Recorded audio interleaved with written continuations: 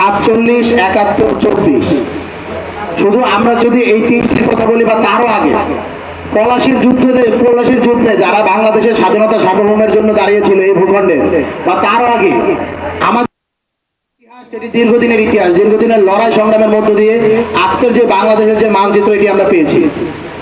এই ভূখণ্ডকে রক্ষা করতে, এই ভূখণ্ডের স্বাধীনতা সার্বভৌমকে অক্ষুণ্ণ রাখতে যারা লড়াই করেছে, যারা জীবন দিয়েছে, প্রত্যেকটি শহীদ, প্রত্যেক আহত এবং প্রত্যেকের ত্যাগকে আমরা স্মরণ করছি।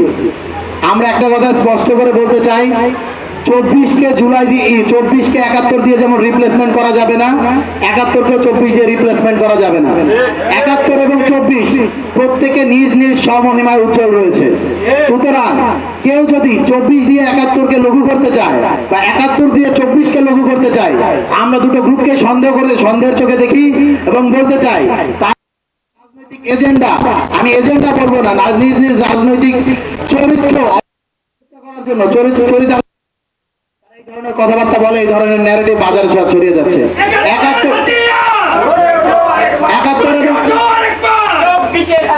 71 এবং 24-এর মাঝে কোনো বিরোধ নেই, বরং 24 71-এরই সিলসিলা। আমরা 71 থেকে এসেছি, 24-এর সাথে 71-এর কোনো প্রকার সংঘর্ষ নেই। আমরা আসলে 71-এরই যে প্রবাহিত রক্ত, সেই রক্তের মধ্য দিয়ে আসলে 24 এসেছে এবং 24-এর মধ্য দিয়ে আজকের বৈষম্য বিরোধী ছাত্র। এবং সেই সাথে আমরা বলতে চাই, জুলাই ঘোষণাপত্র, জুলাই সনদ এটি আসলে আমাদের কোনো দাবি না, এটি আমাদের ন্যায্যতা, এটি আমাদের প্রাপ্য।